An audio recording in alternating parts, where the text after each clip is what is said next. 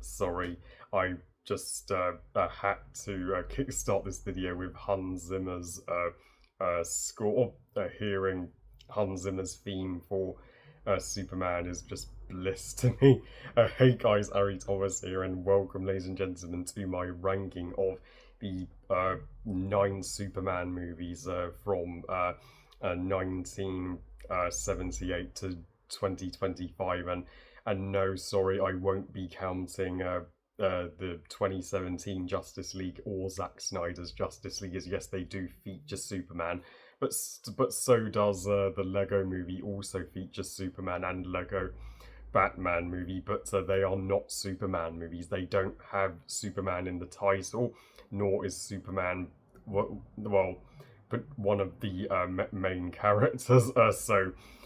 Only. But I will be counting Batman versus Superman because Superman is in the title of that film and is the protagonist as much as Superman. So yes, the Superman movies certainly vary in quality. I mean, yeah, there are only really three that I think are classics, and the other 6 on the list range from good to downright dreadful and stinkers. But without further ado, if you want to know my ranking of one of the most beloved superheroes in history, then just keep watching. At number 9, are you even surprised? Superman 4, The Funeral of Superman, better known as The Quest for Peace. Not that there's anything remotely peaceful about this piece of fucking shit.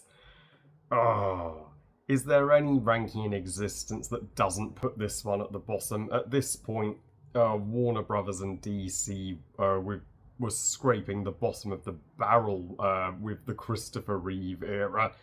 This is the Amazing Spider-Man 2 of Superman, the Kraven the Hunter, the Fantastic of Superman. There are no words to describe how horrendous, how diabolically shit it is.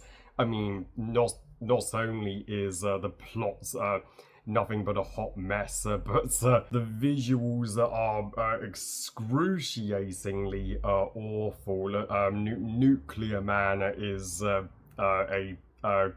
is a complete and utter joke. Worst Superman villain 101, and logic does not apply to this shit. At number 8, Superman 3, not quite as disgraceful as Superman 4, but it still sucks. It's still a waste of a film, and clearly the one where the Christopher Reeve era was beginning to go downhill in quality from the lack of Lois to killing off Superman's mother, and not even having him show any emotion about that, and the villain being a clone, twin evil Superman.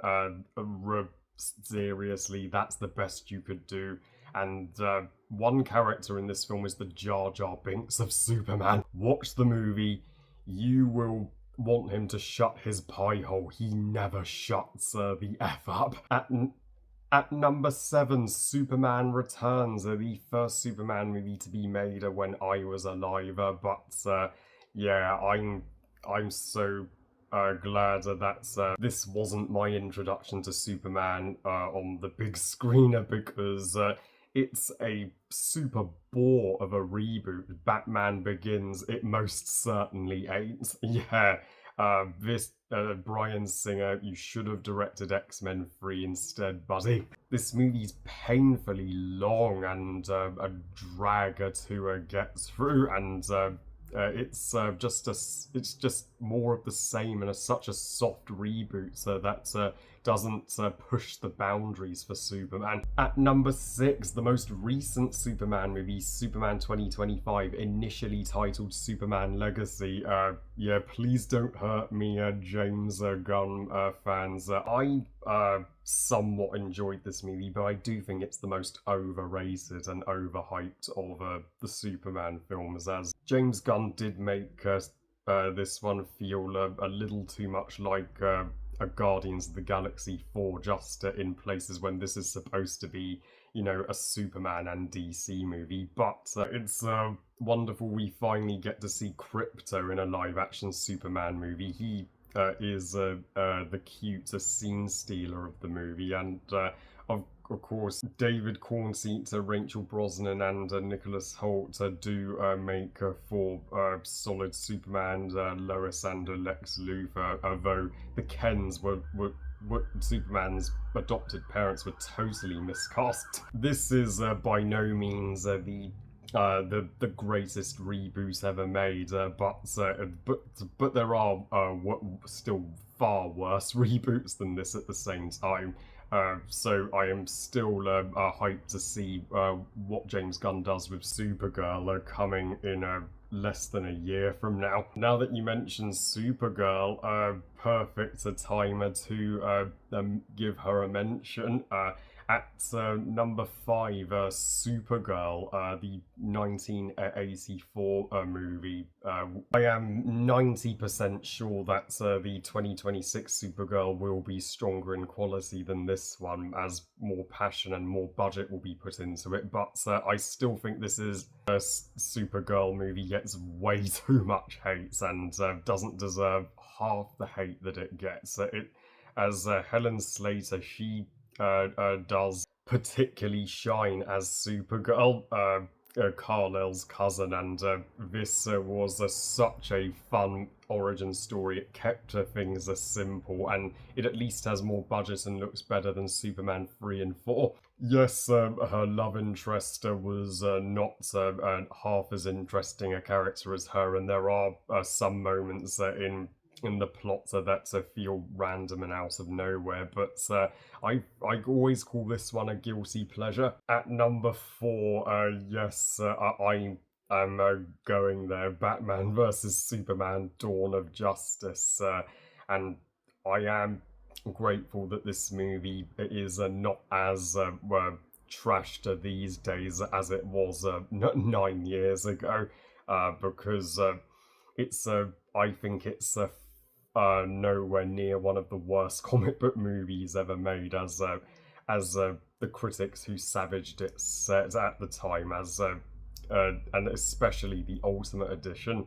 Yeah, I can see why many do favour the Ultimate Edition, but I think the theatrical cut is better paced, so it has that going for it, and I'm a Batflick defender. I still stand by Ben Affleck is a awesome Batman, and when he and Superman do face off in this movie, though they don't meet as much as you would like, it is brilliant, and I still think the Martha scene is a powerful moment for Batman, and I never would have thought their mothers having the same name would bring the Son of Krypton and Bat of Gotham together, and I also like that this movie, it works as a sequel to Man of Steel, as well as an introduction to Batman in the DCEU.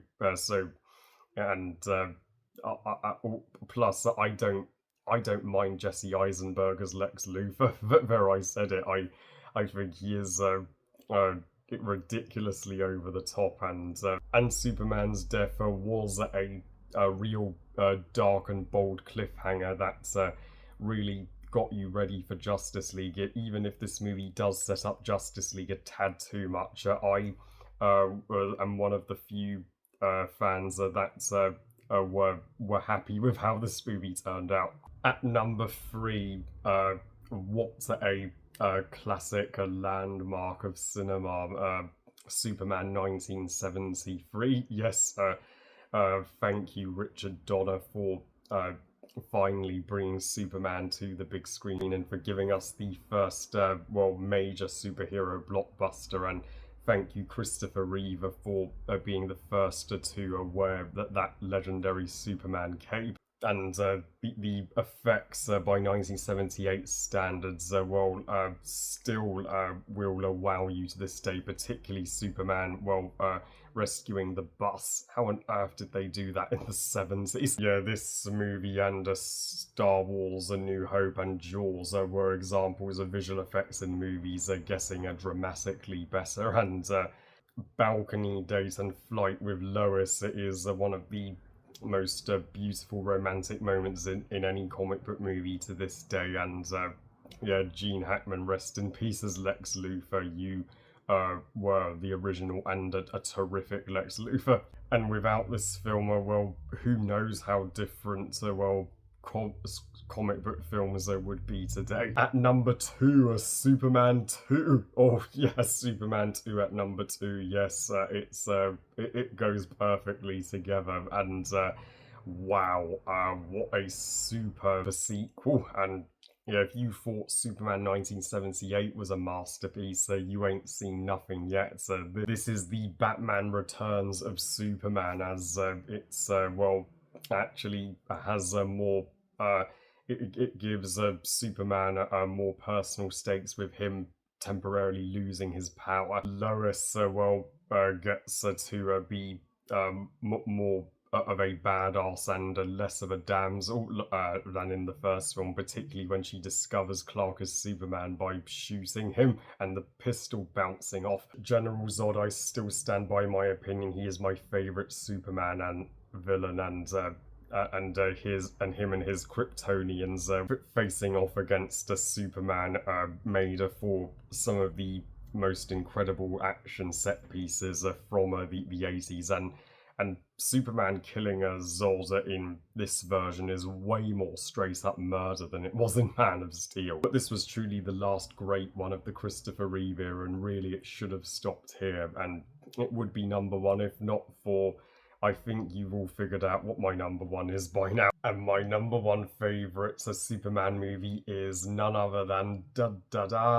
Man of Steel. Yes, Zack Snyder's go at Superman, and who would have thought Zack Snyder would have given us the most epic and most beautiful and most groundbreaking Superman movie of them all, an origin story and prologue that completely outdoes the one in the 70s version, given that this movie had vastly less limits with the visuals and the technology they could do, and Krypton looks breathtaking, and I don't care what anybody thinks. I love its design in this version, and the fact that we get to spend more time with Lara and Jor-El, Superman's parents, well, and gives the prologue that extra emotional weight. And yeah, Hans Zimmer's score, sorry John Williams, but I think Hans Zimmer's score does slightly beat your score. And Henry Cavill is my Superman, and he probably always will be, just as Amy Adams is my Lois Lane.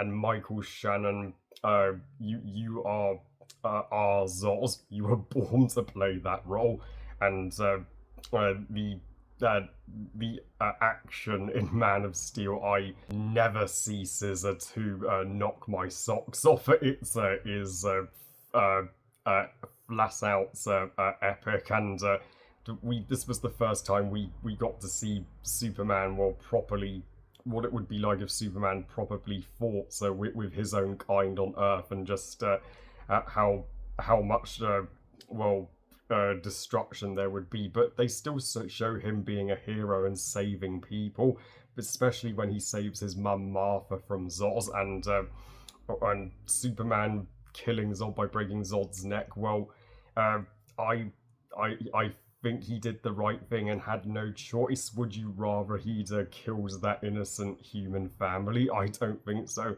Plus, Zod said it was not going to end until one of them died. So, yeah, I still think Man of Steel is the underrated masterpiece of 2013. I am proud to call it my favourite Superman movie. So that's it.